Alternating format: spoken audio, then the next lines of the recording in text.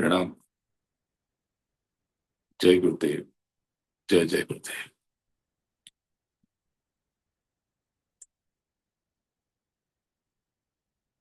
मैं यहाँ पे काफी देर से बैठा था और मैं कुछ अचानक से, आपने देखा होगा कि मैं किसी डिवाइस पे कुछ देखने लगा और मैं हैरान हुआ कि जैसे ही मैं उससे देखने लगा, हर जगह मुझे वही चीज नजर आने लगी। मैं और हैरान होकर के और ढूंढने लगा। मुझे चारों तरफ बार बार वही दृश्य परिदृश्य दिखाई दे रहे थे। इसी पर मुझे अभी मेरे साथ हुई एक घटना याद आ गई। मैं यहाँ से 12 जुलाई की रात में मुंबई से निकल के एम्स्टर्डम पहुंचा। नीदरलैंड्स का, पोलैंड का बड़ा खूबसूरत शहर।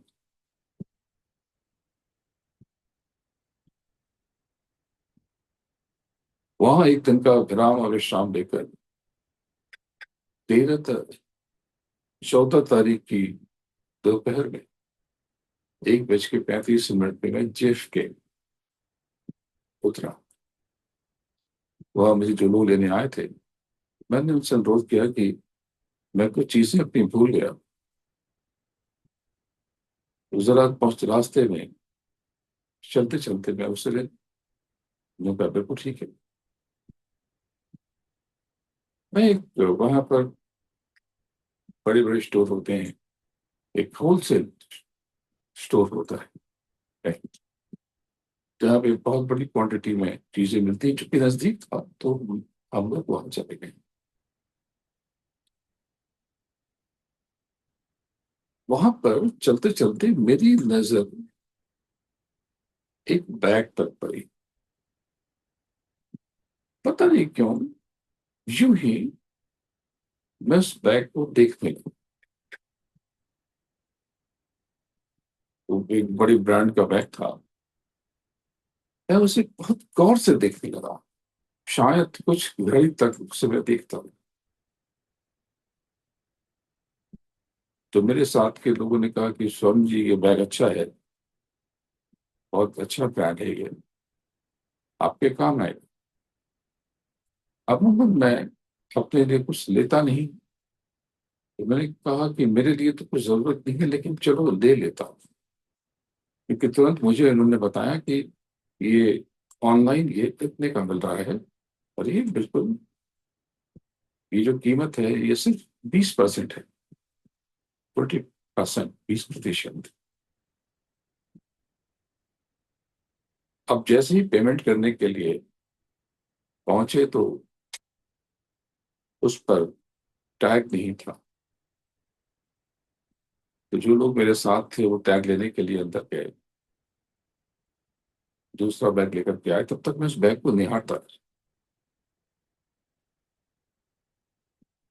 उन्होंने दोनों बैग ले लिया, स्कैन किया, कार्ड स्वाइप किया और उसे खरीद लिया। तो मैंने सोचा कि ये शायद एक अपने लिए ले रहे हैं।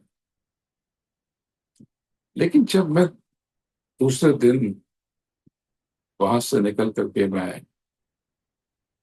हैरिसबर्ग पहुंचा, हैरिसबर्ग एयरपोर्ट से मेरी फ्लाइट थी शाम को ऑरलैंडो के लिए। तो देखा कि मेरे सामान में उन्होंने दोनों बैग डाल दिए। ऑरलैंडो पहुंच कर मैं उसे देखता रहा। और ऑरलैंडो में मैं एक स्टोर में उन लोगों के साथ जहां पर जिनके पास मैं गया था, तो वहां भी मुझे वही बैग दिखा दी। वहां से मैं फिर टेक्सास के ह्यूस्टन में आया, जहां पर ये इंडिया हाउस है जिसके प्लेटफॉर्म पर हम बात कर रहे हैं। और वहां मैं स्टोर में गया तो अब वहां पर उस बैग की बहुत बड़ी क्वांटिटी थी। तो मैंने बताया कि ये बैग इतने का है, वहां पर मैंने लिया है। जिनके साथ मैं गया था उन्होंने मेरे लिए 4-6 बैग खरीद लिए। मुझे पता नहीं था। और मैंने यही बात और लोगों को बताई, तो वो भी चुपचाप गए, उन्होंने भी कई बैग खरीद लिए। और रविवार को मेरे पास 14 बैग आ गए। अब मेरे पास बैग ही बैग थे। इसका मतलब कुछ आप समझे? जिन चीजों को आप बहुत गौर से देखते हो, करीब से देखते हो, निहार कर देखते हो या इन्वॉल्व होकर के देखते हो, जो वस्तु, जो व्यक्ति, जो घटना, वो हमारे जीवन में जगह बना करके हमारे जीवन को उससे ओतप्रोत कर देते। पर आप सब क्या देखते हो पता है? आप सब ये देखते हो कि मैं बहुत कष्ट में हूँ, बहुत परेशान हूँ, सामने वाले लोग अच्छे नहीं है, ये व्यक्ति अच्छा नहीं है, ये मुझे गिरा देंगे, ये मुझे हरा देंगे, ये मेरे खिलाफ साजिशें करते हैं। अब हमारे जीवन में इस तरह की घटनाएं रोज होने लगेंगी, क्योंकि अनजाने में मैंने बटन दबा दिया। जो मैंने किया था उस दिन, उस बैग को बहुत गौर से देखते देखते,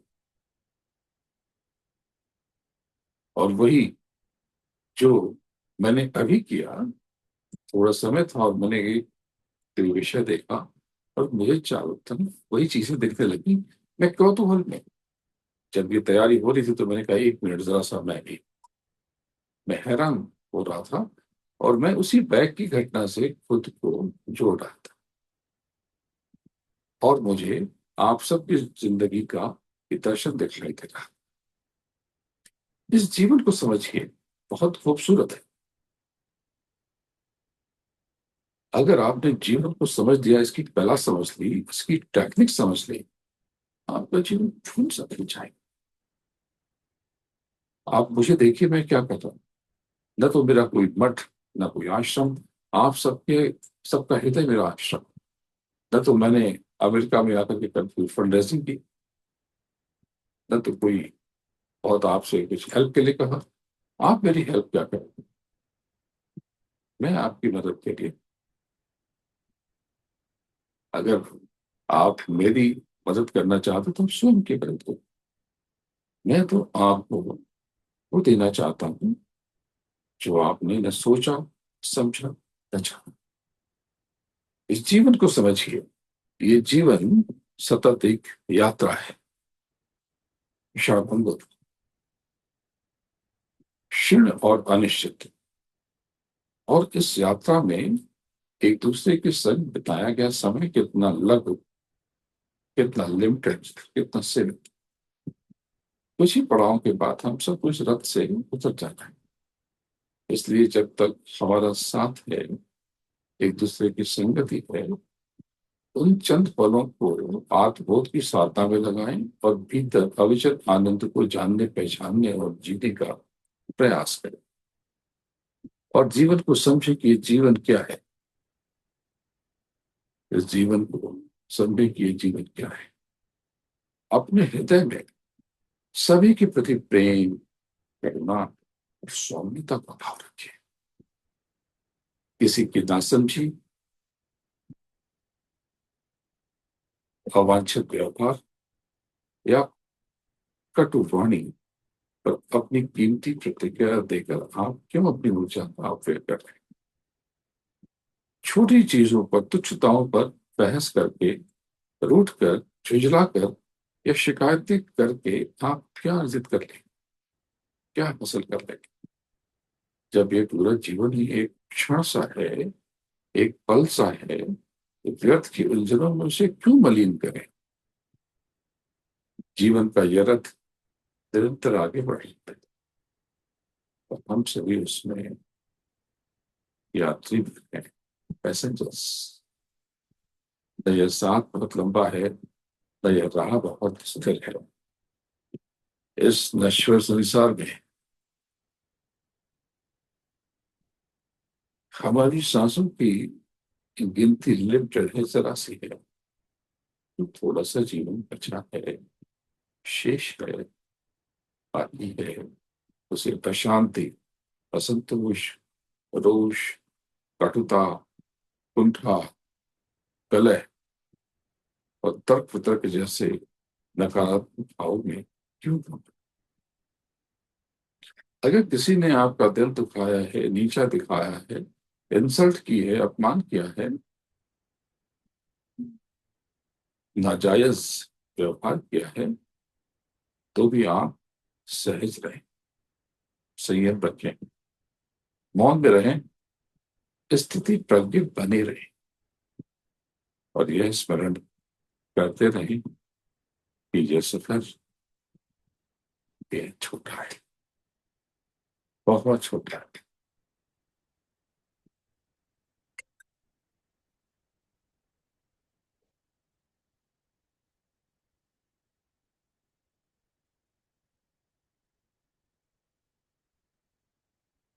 अगर किसी ने आपके प्रेम का अपमान किया, आपने इस सद्भाव का जवाब कुटिलता से दिया, तो भी मन को शांत रखो। यह संसार न्यायालय नहीं, कोर्ट नहीं है। यह तो एक रंगमंच है, स्टेज है, जहां सभी पात्र अपनी अपनी भूमिका का निर्वहन कर रहे हैं। कोई आपकी अच्छाइयों का सेहरा अपने सब बांध दे तो बांध दे, कि आपके पुरुषार्थ का श्रेय हथियार ले तो भी कोई बात नहीं है। उसे तो ये चीज आती नहीं है, और आप तो इसके माहिर खिलाड़ी हैं। आप तो जब चाहेंगे आप ऐसी बहुत सारी स्थिति अपने अधीन कर लेंगे। ये जिंदगी एक चौसर है, चेस का बोर्ड है, शतरंज की बिसात है। खेल खत्म होते ही राजा, वजीर, प्यादे सब एक ही डिब्बे में लौट आते हैं। अंत में कौन जीता, कौन हारा, इतिहास यह कभी नहीं पूछता। इसलिए जब कोई आपकी प्रशंसा करे या इंसल्ट कर दे, अपमान कर दे, सम्मान दे या तिरस्कार कर दे, आप समभाव रखें। किसी और के कर्म आपके स्वभाव को डिगा ना पाए, इसका ध्यान रखें। आप वही रहें जो आप हैं, निष्क्रिय, निर्बल और जागृत। अपने कर्मों की बात को स्वयं के हाथ में रखें, दूसरों की प्रतिक्रियाओं के हाथ में हरगिज न दें। जीवन की इस अस्थायी यात्रा को सार्थक बनाना है, उसे भीतर के मौन, शांति और करुणा से सवारें। यही आत्मा का सौंदर्य, यही उस लघु यात्रा का सार है जिसे हम जीवन कहते हैं। जब तुम समस्त संसार को प्रेम से निहारते हो, तो ये जरूरी नहीं है कि सारी दुनिया तुम्हें उसी प्रेम से देखे, परंतु एक बात सुनिश्चित है कि तुम्हारी दृष्टि अब प्रेम में हो चुकी है, और जो भी लौटेगा वो केवल प्रेम का होगा। यही संतों के वचन है। यदि कोई आपसे द्वेष करता है, घृणा करता है, तो वह विषाक्त भाव उसी के पास ठहर जाए, रुक जाए। आपके पास वह टिक नहीं सकता। आप तो प्रेममय हो गए। आपके भीतर अब द्वेष के लिए कोई जगह है ही नहीं। और यदि आप स्वयं किसी से द्वेष करते हो, विद्वेष करते हो, तो यह निश्चित मानिए कि वह घृणा, वह निंदा, वह अपमान अब आपके भीतर लौट आए, आपके भीतर ही चढ़े जमाएंगे और आपको भीतर से तोड़ेगी, मरोड़ेगी, खंडित करेगी, छिन्न भिन्न करेगी। और आप उस घृणा में, उस निंदा में, उस निकृष्टता में ढल जाएंगे। यदि आप सब पर भरोसा करते हैं, तो ये आवश्यक नहीं है कि सारा संसार भरोसेमंद बन जाए। संसार अपने स्वरूप में तो वैसा ही रहेगा जैसा है, अपनी चालबाजियों, छलनाओं और भ्रमों सहित, एज इट इज। परंतु आपका भरोसा, आपका विश्वास अंततः आपके ऊपर ही लौटता है, आपकी आत्मा पर ही लौटता है, और यह आपकी आत्मिक सुरक्षा करता है। ये संसार हमेशा से एक संबंध रहा है। किसी को ये बहुत अच्छा लगा और किसी को ये बहुत बुरा लगता है। किसी को ये निकृष्ट लगता है और सागर लगता है, और कोई इससे अपनी नौका चला करके यहाँ से पार हो जाता है। तो संसार को हम किस तरह देखते हैं, ये हम सबके ऊपर निर्भर करता है। अब प्रगति और पतन का सरल संकेत हासिल कैसे करें, ये जानने का ये बहुत आसान उपाय है, सहज उपाय है कि आप ऊपर उठ रहे हो या नीचे गिर रहे हो, तुम्हारा मन क्या देखता है। तुम्हारा मन क्या देखता है।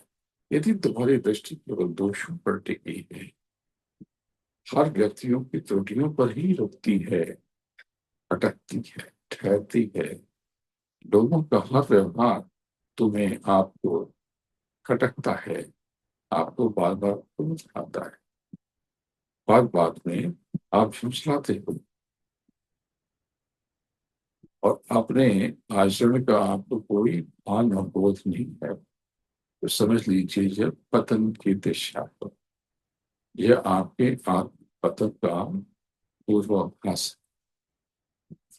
अभी इस बात को यूं समझें कि स्टेयर्स, सीढ़ियां जो नीचे से ऊपर जाती है, अब वो नीचे से ऊपर जाती है या ऊपर से नीचे आती है।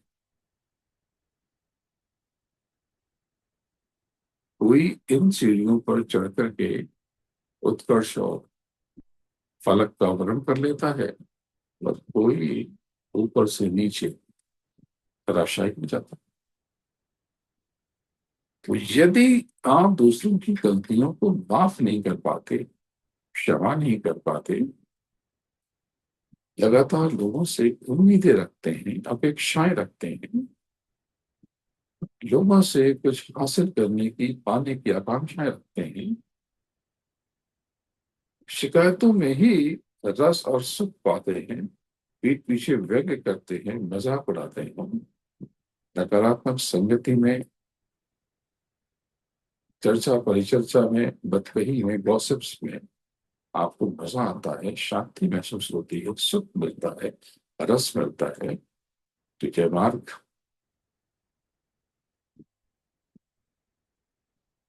आत्म आत्म विनाश है।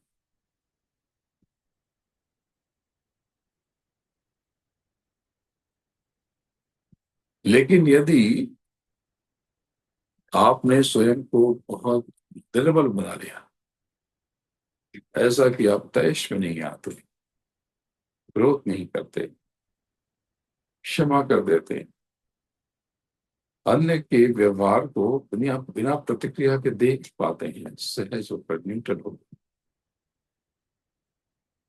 अपने दोषों को, भूल को, गलतियों को स्वीकार कर पाते हैं और आभार से जीते हैं, तो यह आत्मिक प्रगति है। यह उत्कर्ष और विकास की दिशा है। यह आपकी परिपक्वता का प्रमाण है। और यदि आपको यह अनुभव होने लगे कि हर आत्मा का अपना आकार है, अपनी यात्रा है, तो इसका अर्थ है कि आपका हृदय विशाल होगा, बड़ा होगा। यदि आप अब किसी से कोई अपेक्षा नहीं रखते, उम्मीद नहीं रखते, आप कुछ लेना नहीं चाहते, सिर्फ देना चाहते हैं, तो समझ लीजिए आप अब एक साधक नहीं है, साधना बन चुके। क्या कभी आपने ठहर कर स्वयं से पूछा है कि मैं कौन?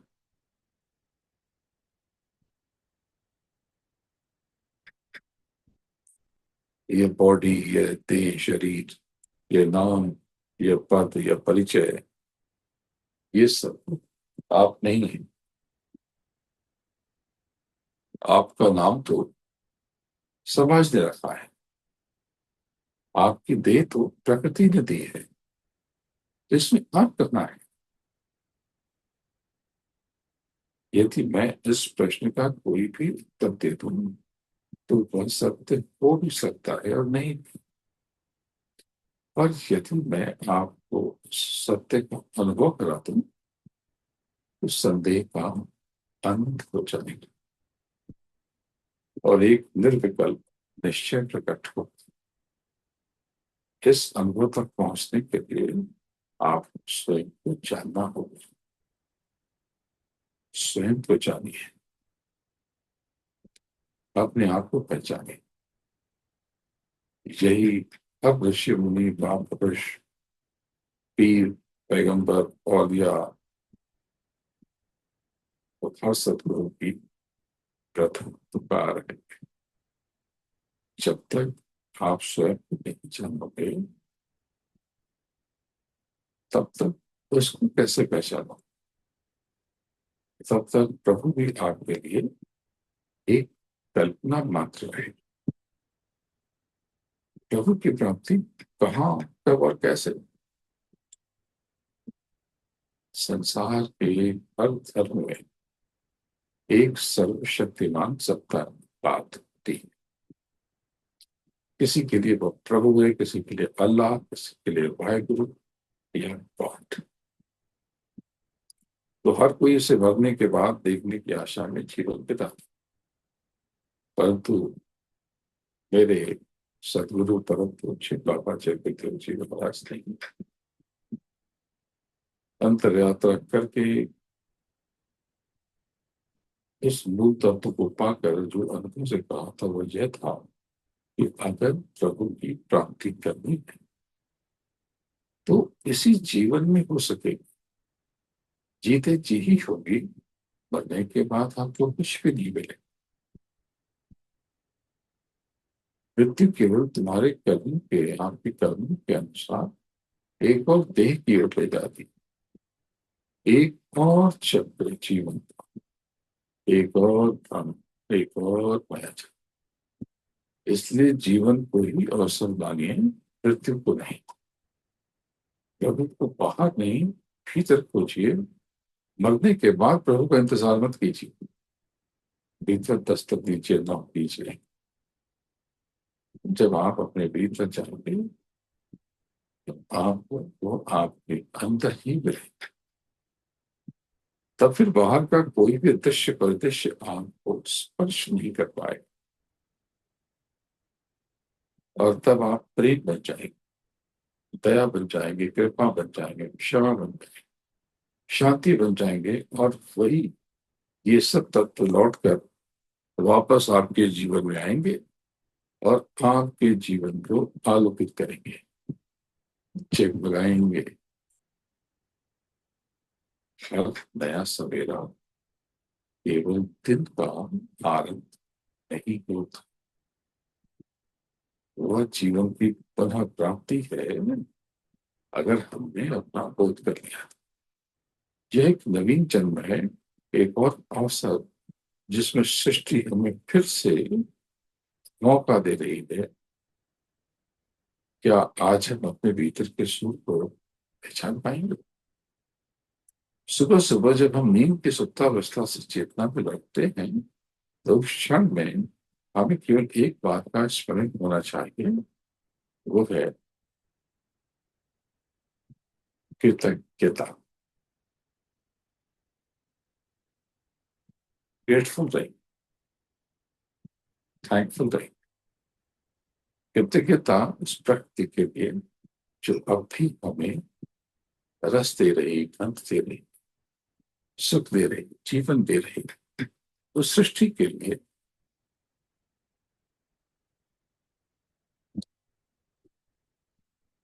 जो हमें सहर्ष स्वीकार कर रहे, उस सृष्टा के लिए जो हमें बिना किसी शर्त के निरंतर प्रेम करता है। प्रार्थना करते रहें, निवेदन करते रहें कि जो मिला अच्छा मिला, जो न मिला और भी अच्छा है, क्योंकि हमें इस रहस्यमय संसार में एक और सुबह मिली है, एक और सांस मिली है। थैंक यू, धन्यवाद, शुक्राना, लाखों करोड़ों बार शुक्र। यदि मन में कोई दुखद स्मृति है, कोई पुरानी कड़वी यादें हैं, उसे नींद की गोद में छोड़ देना चाहिए। उसे न छेड़े, न जलाए, न कुरे दे। जीवन का साथ जागरण में है, जागरण में शांति का अर्थ है छोड़ देना, त्याग। इस धरती पर जन्म लेकर जिन्होंने भी उत्कर्ष का वर्णन किया, ऊंचाइयों को छुआ, उनके भीतर एक ही समानता रही, विनम्रता, मॉडेस्टी। वो जितने ऊपर गए उतना ही भीतर झुके, तब ऊपर गए। क्योंकि जो स्वयं को बड़ा समझ बैठा वो कभी महान नहीं बन सकता। सच्चा बड़ा व्यक्ति अपने भीतर धर्म हो जाता है, जर्रा बन जाता है, क्योंकि वे जानता है वो केवल एक माध्यम है, निमित्त है प्रभु के कार्य। इसलिए आप लोगों के कल्याण से जुड़े, स्वयं के लिए नहीं, कभी कभी दूसरों के लिए भी आप रुचि लें। और इंडिया हाउस जैसे नॉन प्रॉफिट के साथ जुड़कर आप अपनी कर्मों की गति को उत्कृष्ट बनाकर तो देखिए। जो खुद को हर चीज का श्रेय देता रहता है और श्रेय चाहता रहता है, सक्सेस और सफलता उनको अंत तो गत्वा त्याग देती।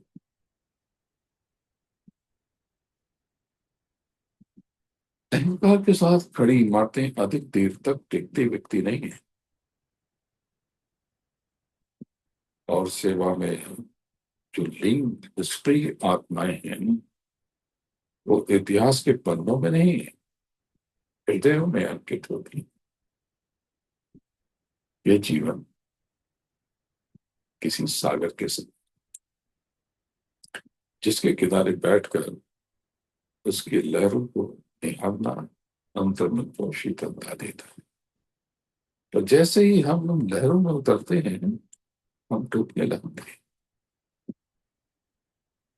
जीवन के जल में उतरने का साहस तभी सार्थक है जब हम अलिप्तता की नौका में सवार।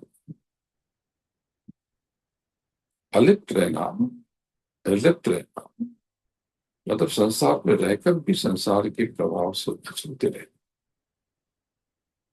कि जब भी आप लिप्त हुए, वहां दुख ने आपको जकड़ लिया, पकड़ लिया, लपेट लिया, और कष्ट और पीड़ाओं ने आपको अपने अंतर में समेट लिया। जब भी आपने अपेक्षा की, अपमान और बेचैनी आपको अपने द्वार पर दस्तक देती गई। जीवन का रहस्य यही है, जो हो रहा है उसे होने दो, क्योंकि आप केवल कर्म के अधिकारी हो, फल के नहीं। यदि आप परिणाम पर अपनी इच्छा थोपते हो, वो आपको पीड़ा देगा। यदि आप उसे स्वीकार करते हो, तो आपको स्वयं का भान देगा, यानी आपको वास्तविक ज्ञान देगा। इस प्रकृति का नियम और हमारा आत्मबोध क्या है? प्रकृति में, नेचर में कुछ भी आपकी इच्छा से नहीं होता। ना आपका जन्म, ना आपकी मृत्यु। आपका जन्म तो कभी हुआ ही नहीं और मृत्यु कभी होगी नहीं। देह बनती है, देह मरती है। जब न जन्म आपकी मर्जी से है, न मृत्यु आपकी इच्छा से है, तो जीवन की घटनाएं आपकी चाह से कैसे होंगी? हर घटना का एक कारण होता है और उस कारण में ही उसका निवारण है।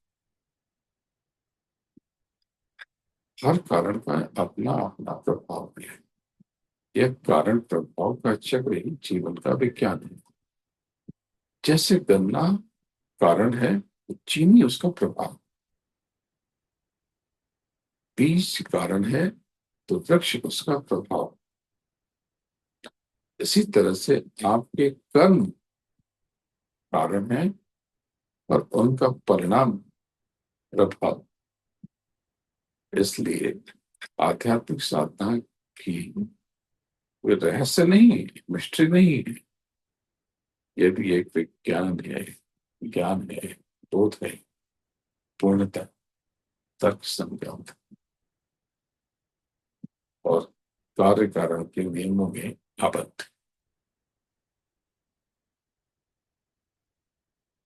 मनुष्य का मस्तिष्क सृजन और विज्ञान का महासागर। इसको समझें। आपका मस्तिष्क दो भागों में बटा हुआ है, बायां और दायां। बायां मस्तिष्क एनालिसिस करता है, विश्लेषण करना, तर्क विज्ञान खोज। दायां मस्तिष्क सोचता है, विचार, कला, कल्पना। जब आप दोनों का समन्वय कर लेते हो, तब आप साधारण नहीं रहते, तब आप सृजनशील ब्रह्म बन जाते हो। कला आपको भावनात्मक भावनात्मक रूप से विस्तार देती है और विज्ञान भौतिक रूप से गहराई प्रदान करता है। और इन दोनों के मध्य आपकी आत्मा, चेतना, सुरत, इनका प्रस्फुटन होता है। तो जो हुआ हो रहा है उसे स्वीकारो, जो नहीं हुआ उसके लिए आभार करो। प्रभु और सद्गुरु को जानो, स्वयं को पहचानो। क्योंकि जब आप स्वयं को जान लोगे, तब सारा संसार आपका हो जाए।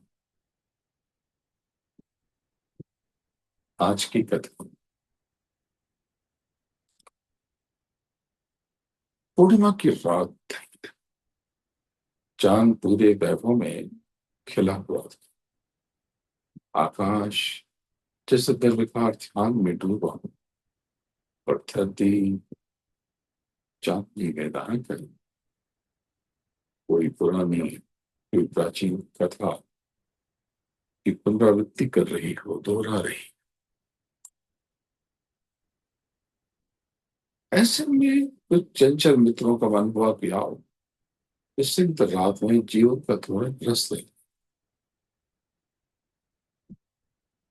इतनी सुंदर नदी है, चलो बोटिंग कर, नौकायन कर। आधी रात के सन्नाटे में चांद की चुप्पी के साथ रहे।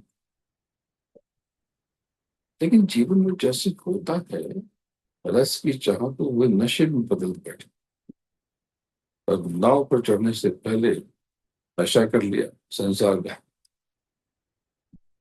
छक्कर। और फिर वो हंसते गाते नाव में चढ़ गए, पतवार थामी, आए। नाव बढ़ रही थी, धीरे धीरे, शून्य शून्य। या उन्हें लगता था कि बढ़ रही थी। कभी हंसी, कभी गाने, कभी सपने, कभी चुप्पो की बात। पर पूरी रात बीत गई, चांदनी फना हो गई। सुबह हुई, हवा में ठंडक थी, शीतल था। और उस ठंडी हवा ने तो उनके भीतर की उन्नति चेतना को धीरे धीरे स्पर्श किया, छुआ। एक मित्र बोला, हम कितनी दूर आ गए, पूरी रात नाव चलाते रहो, शायद कई शहर पार हो चुके हैं, शायद हम किसी द्वीप के पास हैं। लेकिन जब उन्होंने चारों ओर देखा,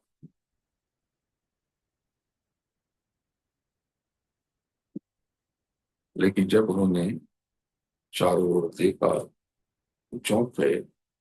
वे वही थे, उसी किनारे पर, वही पेड़, वही घाट, वही रस्सी, वही बंधन, वही नाव। और तभी एक में तुमने कहा धीरे से, अरे हम तो नाव की रस्सी खोलना ही भूल गए। नाव चलती रही लेकिन बंधी रही, संसार से, किनारे से, जगत से। चलने का भ्रम बना रहा है, लेकिन ये सारे श्रम और गति का कोई अर्थ नहीं हुआ।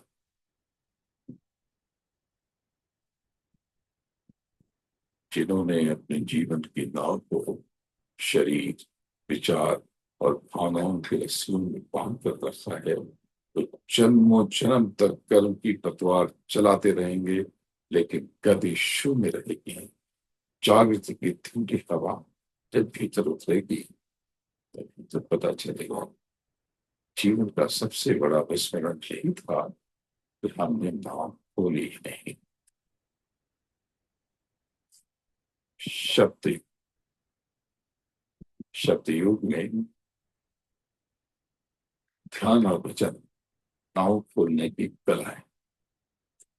और मोक्ष और भक्ति वो तो शब्द जिसमें हमारे आपको स्वतः बहा ले जाते।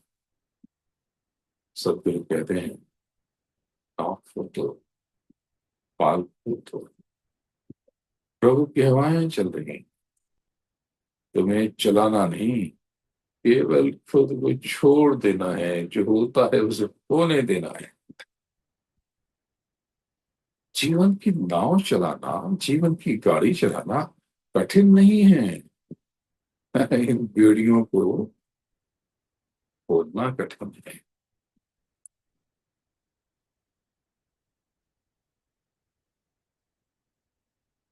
मेरे परम प्रिय और बड़े शायर है राज रेड्डी जी की पंक्तियां याद आ रही हैं कि उलझ कर हम हिसाबे जिंदगी में गड़बड़ा बैठे हैं, और बहुत कुछ जोड़ने के फेर में खुद को घटा बैठे।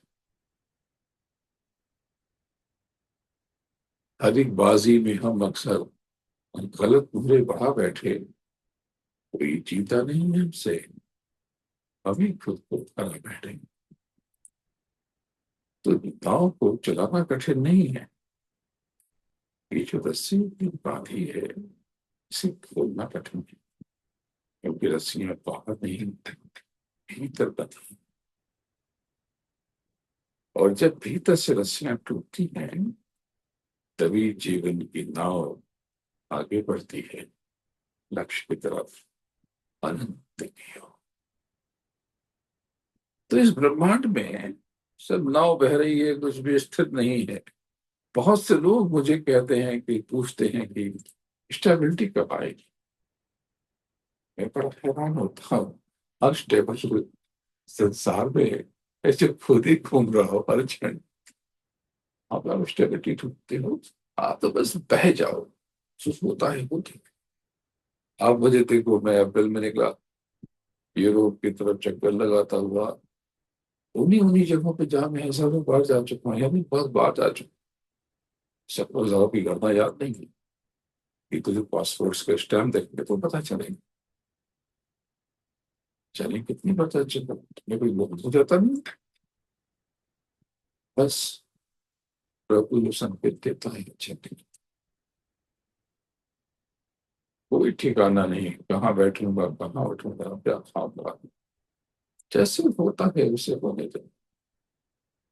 तो इस ब्रह्मांड में कुछ भी स्थिर नहीं है, सब कुछ चलायमान है। न तारे स्थिर है, न ग्रह, न नक्षत्र, न मनुष्य, न मन।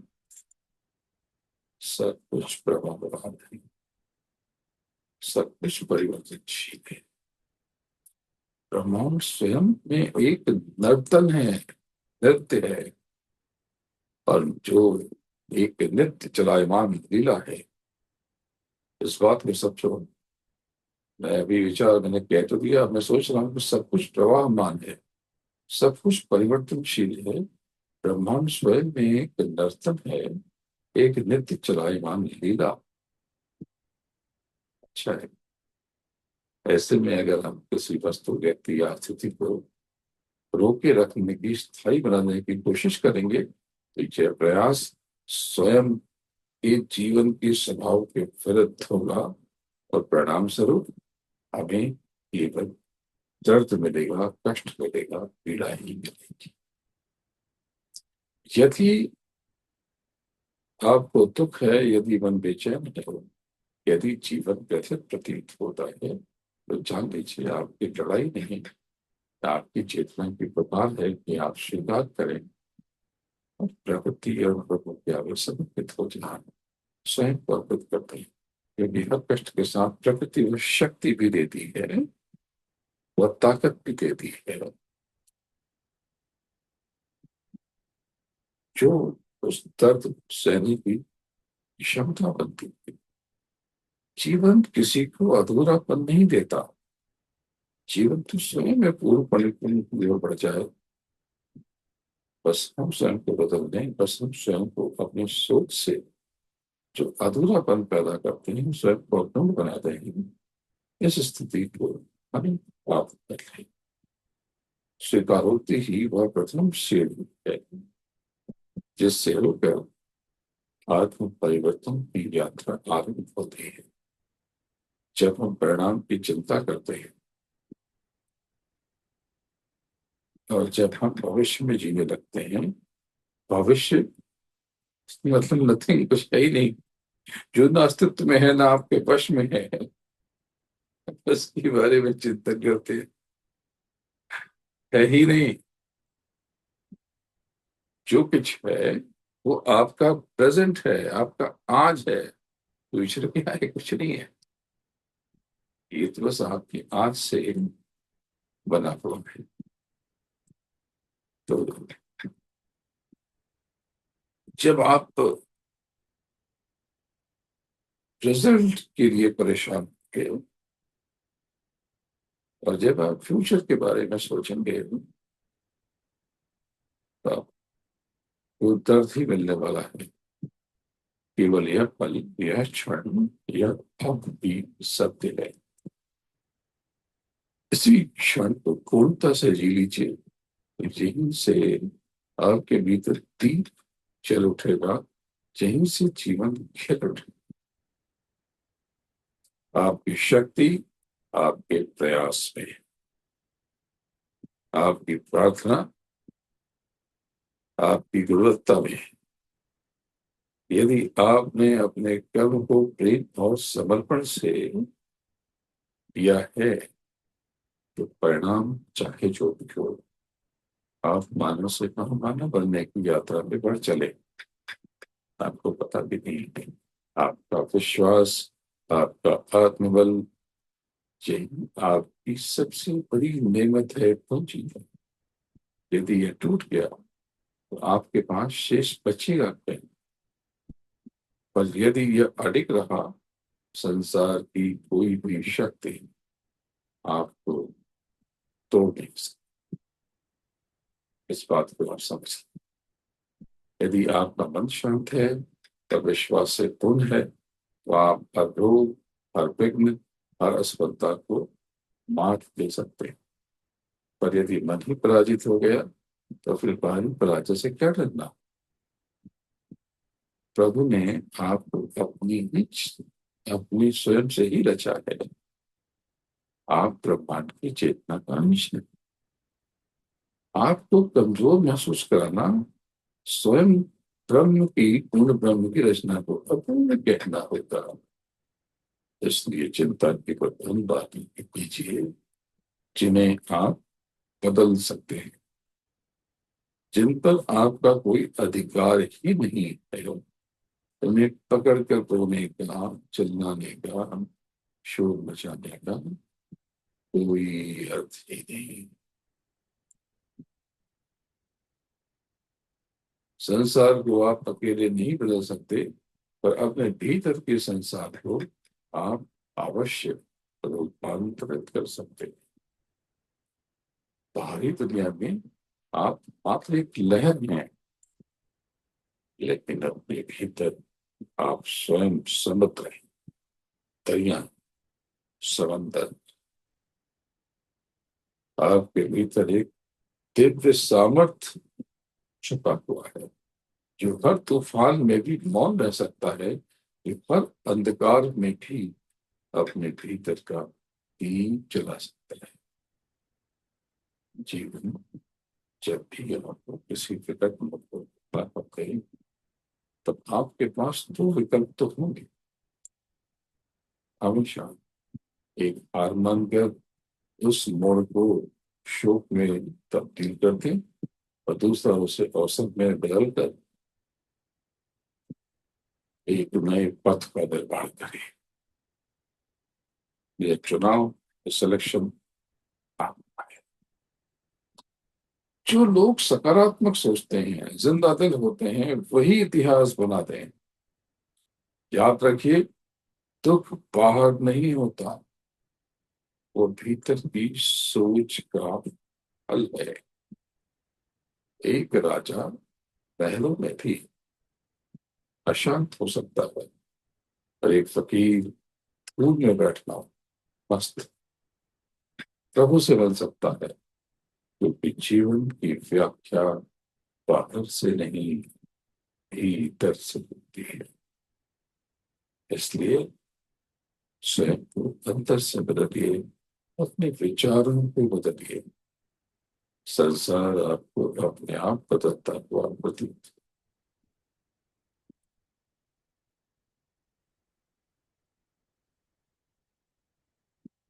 जो आरंभ में मैंने बात कही थी, उसी पर एक कहानी मैंने पहले भी आपको सुनाई है।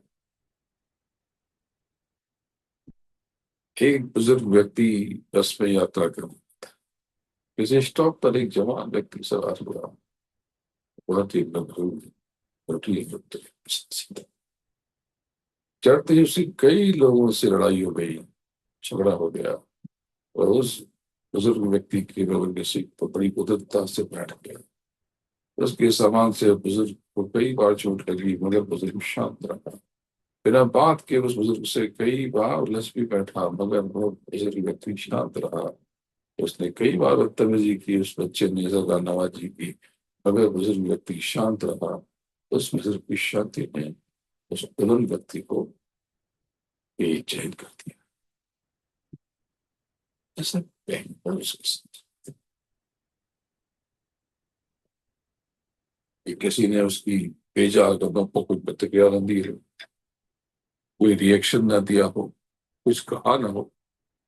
कमाल हो।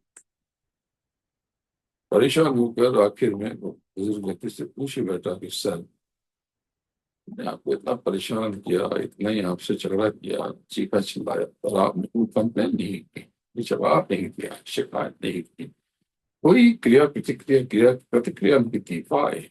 क्यों? बुजुर्ग व्यक्ति ने मुस्कुराते हुए जवाब दिया कि जनाब, इतनी जरा सी बात पर शिकायत या चर्चा करने की मुझे कोई जरूरत महसूस नहीं, क्योंकि आपके साथ मेरा सफर बहुत छोटा है। मुझे जयपुर को अगले कुछ ही स्टॉप के बाद उतरना ही है। फिर मैं आपकी अनर्गल या अवांछित हरकतों पर अपनी कीमती, महंगी, अनमोल प्रतिक्रिया जाया क्यों करूं? मुझे लगता है कि इतनी अच्छी बात पर तो चर्चा करने की भी कोई जरूरत नहीं है, क्योंकि हमारा रात का संत बहुत लंबा है। यह सफर बेहद छोटा है। यह कथा किसी बुजुर्ग की हो न हो, पर आपकी हम सबकी जरूरत। जीवन की सांसें बहुत थोड़ी हैं, और जिंदगी के बचे हुए हसीन लम्हों को बेवजह के असंतोष, बेचैनी, नाराजगी, कुंठा, क्लेश, झगड़े से पितर पितर अब आचरण, कटुवाणी वगैरह वगैरह वगैरह वगैरह वगैरह में बर्बाद करना अपनी कीमती ऊर्जा की बर्बादी के सिवा कुछ भी नहीं। कड़वा बिल बोलना, तिरहा बोलना, सब बेकार की चीजें हैं। शब्दों की शक्ति का जिन्हें एहसास नहीं है, वो गलत शब्दों का चयन कर अनजाने में ही अपने लिए मुसीबतों का पहाड़ खड़ा कर देते हैं, झंझटों को दावत दे बैठते हैं। शब्द किसी को जोड़ भी सकते हैं और तोड़ भी सकते हैं। इन शब्दों को आपने ही ताकत दी। शब्द की बनती है, सब बनती है। ये शब्द ही है जिनका हाथ थामे सभ्यताओं ने अंधेरे अंधेरे अंधेरे अंधेरे युगों को पार किया है। हमारे पूर्वजों ने मुसीबत के समय में, कठिन समय में, परेशानियों के समय में और अच्छे समय में इन्हीं शब्दों की उपासना की। ये शब्द हजारों वर्षों तक हमारी आपकी यात्रा साथ बने रहेगा। शक्तिशाली रंग का प्रयोग सोच समझ कर करें। मुंह से निकला हुआ कोई भी शब्द बाहर निकालने से पहले जान लें कि उसका क्या प्रभाव पड़ेगा। शब्द योग आपको अपनी वास्तविक पहचान दिलाकर आपको आंतरिक संतुलन कायम करना सिखाता है, क्योंकि स्वयं के परिचय से आपको अपनी जिस आंतरिक क्षमता सुराग मिलता है, हमारी बाहरी धन संपत्ति और ऐश्वर्य से सकती है। आपके पास अथाह संपत्ति हो सकती है, पर अगर मानसिक संतुलन ठीक नहीं है तो आप उस अथाह में और थोड़ा जोड़ने के पीछे अपना संपूर्ण जीवन खराब कर देंगे, क्योंकि इसका कभी बोध आपको हो भी न सकेगा कि आपके पास एक सीमित सांसों की पूंजी है, लिमिटेड ब्रेथ्स। जब तक ये बाहरी झूठी चीजों को जोड़ते रहेंगे, उलझ कर हम हिसाबे जिंदगी में गड़बड़ा बैठे और बहुत कुछ छोड़ने के फेर में खुद को घटा बैठे। ये तो व्यर्थ की चीज है, क्योंकि मृत्यु के बाद ये सब तो आप छोड़ नहीं पाएंगे। हम सब ऐसे भोग नहीं पाएंगे, एंजॉय नहीं कर पाएंगे।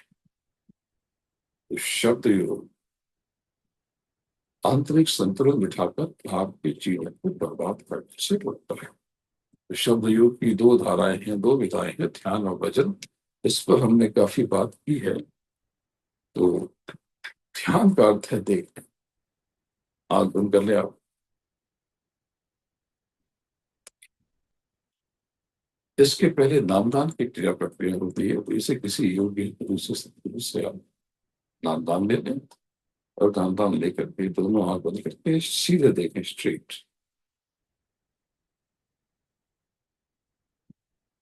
सामने देखें। ध्यान का मतलब है एक बिंदु पर फोकस करना। ध्यान का अर्थ है देखना, विजुलाइज करना अपनी इनर आई से, अंदर की आंख से, अंतर्मुख की आंख से, भीतर की आंख से सीधे देखिए दृष्टि। तब यहाँ पर सतगुरु की दया की पर आपकी सहायता करेगी।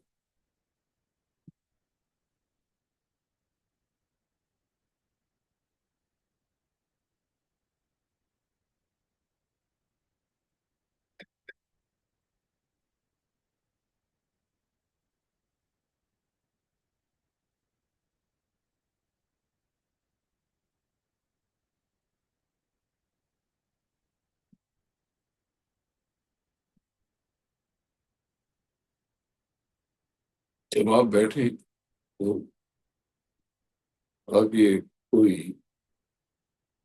शीट, कोई चादर, कोई टाल, आप मतलब ये ध्यान का।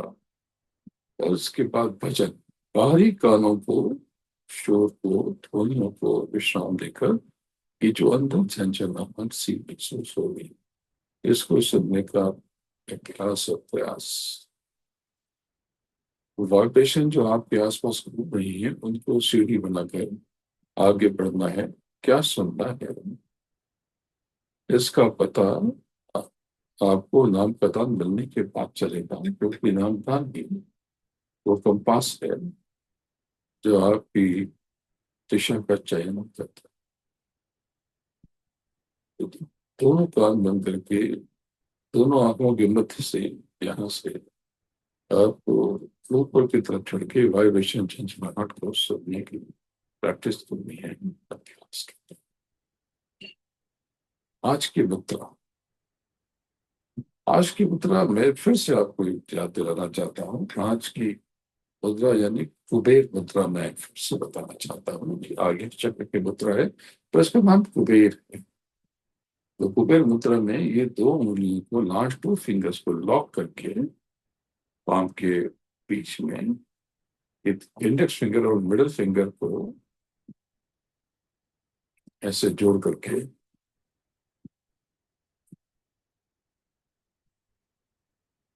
इसमें थोड़ी देर रुकने की व्यवस्था करनी होगी। आपको रुकना होगा 5 से 10 मिनट के लिए, 8-10 सेकंड देरी कर लें। आप बैठे हैं जहाँ बैठे हैं, काम है चुपचाप ऐसे कर लें।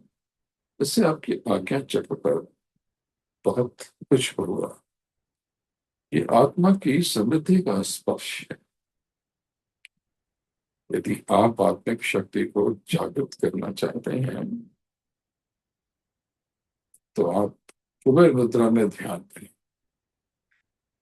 ये तीन उंगलियां तो रजनी मध्यम और अंगूठा ये एकत्र हों, बाकी दोनों उंगलियां भीतर की ओर मुड़ जाए। इसलिए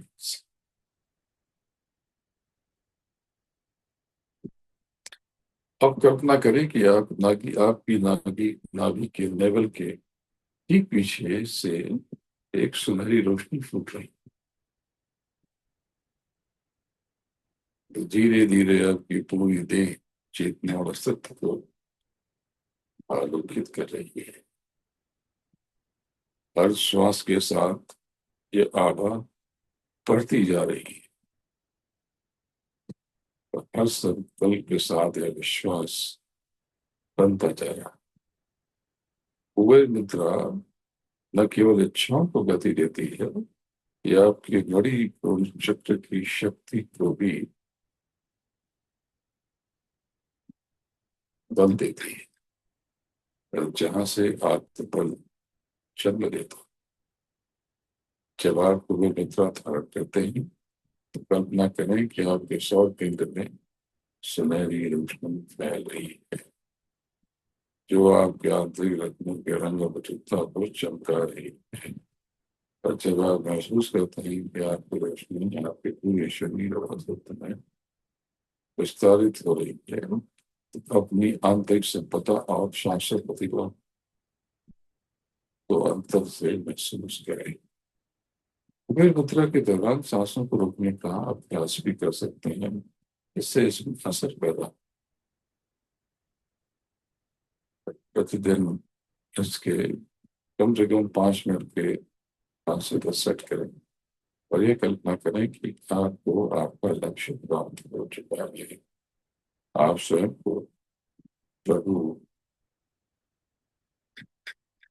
और सदगुरु का कृतज्ञ महसूस करें। ये बहुत अच्छी मुद्रा है। यदि आप उदास महसूस कर रहे हैं तो ऐसा करें, और इस मुद्रा को करते समय अपने अंतिम लक्ष्य को याद रखने से मन की स्थिति बेहतर बनाने में मदद करती है, जो आप इच्छाओं को पूर्ण करने, परिपूर्ण करने और विश्वास निर्मित करने में मददगार होती है।